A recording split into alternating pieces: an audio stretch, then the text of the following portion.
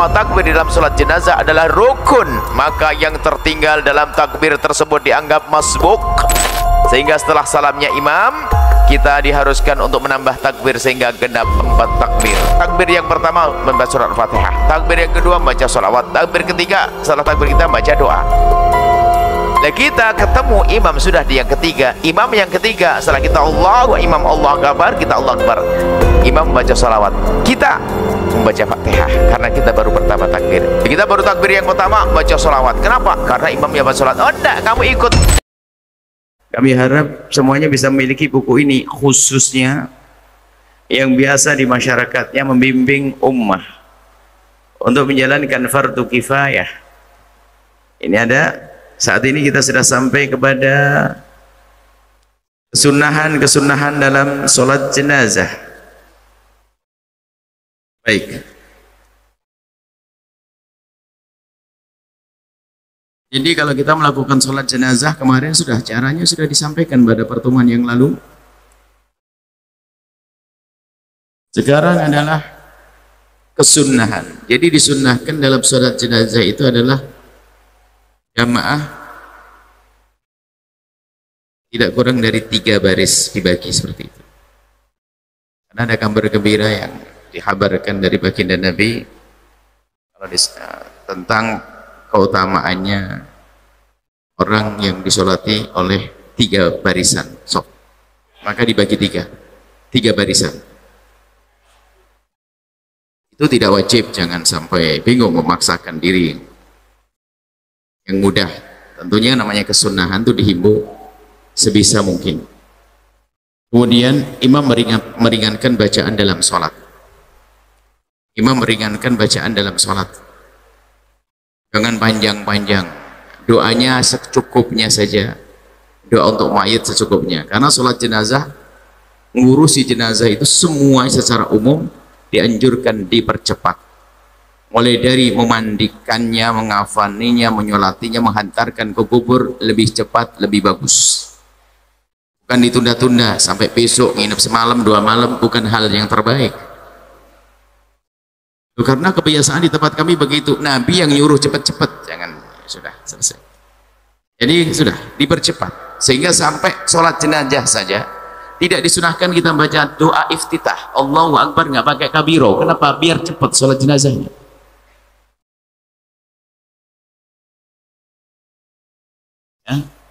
Dipercepat. Kalau sudah disolati jenazah, sudah diberangkatkan, nggak usah nunggu fulan untuk menyolatinya. Biarpun kalau menunggu juga nggak dosa, cuman lebih baik dipercepat itu jenazah, itu mayat dipercepat. Memang ada sebagian punya tradisi harus tunda sampai nginep besok, udah tahu bagaimana sih. Apalagi jika mohon maaf, jika jenazahnya ini karena sakit lama sehingga ada bagian tubuh yang misalnya punggungnya karena jarang dibalik terluka, itu kan mengundang aroma yang tidak baik, mau ditunda-tunda lagi. Yang seger saja bakal berubah. Ini mohon ini. Jadi mari kita dahulukan apa yang diajarkan Nabi, itu saja. Gak usah menunda-nunda. Nunggu anaknya mau datang, memangnya kalau anaknya datang mau hidup lagi. Jadi dipercepat. Kemudian waktu takbir biasa mengangkat tangan, Allahu Akbar, takbir yang 4. Kemudian imam mengambil posisi sesuai yang sudah dijelaskan. Imam kalau mayat jenazahnya laki-laki, maka seorang imam di kepalanya.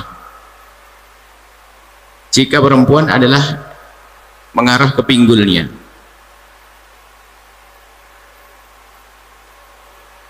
Bukan jadi seperti itu. Itu adalah kesunahan saja. Diboleh-balik juga boleh. Kita langsung menghadap ke badannya, ke kakinya juga sah. Cuman masalah kesunahannya harus diketahui. Dan setelah itu nggak usah ribet. Masalah letaknya kepala. Kemarin sudah dijelaskan masalah letak kepala bagaimana.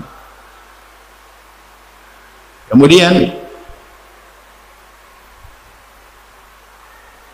untuk yang menjadi imam di dalam sholat jenazah itu ada urutan-urutan terbaiknya.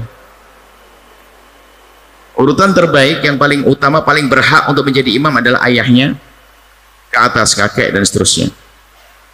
Atau kalau tidak anaknya sebelum orang lain, lebih dianjurkan untuk itu.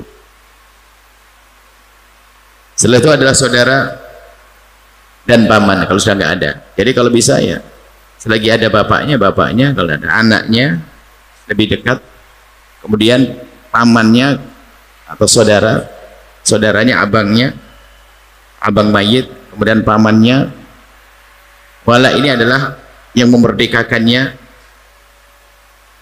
Misalnya ada mayit itu dulu budak, sekarang merdeka, maka yang berhak adalah yang memerdekakannya jika tidak ada bapak ibu yang muslim tadi. Kemudian setelah itu kerabat dekat, baru setelah itu siapa saja. Itu masalah keutamaan. Kalau ternyata langsung yang menjadi imam orang yang ditunjuk oleh masyarakat, ya boleh saja. Apalagi di kampung tidak semuanya bisa jadi imam sholat jenazah, nanti salah, taunya pakai rukuk, ngaco nanti. Ya kan, tidak pernah sholat imam sholat jenazah, rukuk sujud. Jadi nggak ngerti atau nggak bisa, karena sholat jenazah jarang, bukan seperti sholat 5 waktu. Kemudian kesunahan yang lain membaca doa setelah takbir keempat. Setelah takbir keempat itu bisa langsung assalamualaikum, tapi juga ada doa sunnah, tapi tidak wajib. Doanya bukan termasuk kewajiban, bukan rukun. Berbeda dengan Al-Fatihah setelah takbir yang pertama, solawat setelah takbir yang kedua, doa untuk mayit setelah takbir itu kan keharusan. Kalau ini doa setelah takbir yang keempat bukan sebuah keharusan, bisa langsung assalamualaikum setelah takbir yang keempat, Allahu Akbar, assalamualaikum.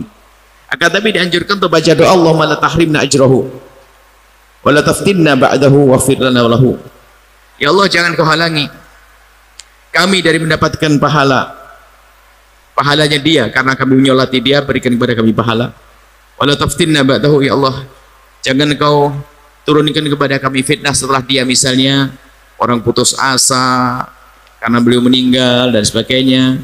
Atau kalau itu adalah guru kita, ya Allah, jangan kau jadikan sepergian guru itu, jangan kau jadikan kepergian guru kami fitnah buat kami. Fitnah macam pembimbing hilang lalu kita sesat, jangan.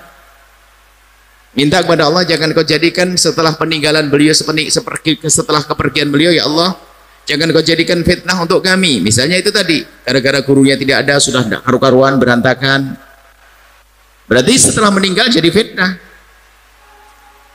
Tapi kalau tidak kena fitnah, aman. Guru pergi, tetap saja ikatan hati ada, sehingga merasa seperti diajar setiap saat, dibimbing setiap saat.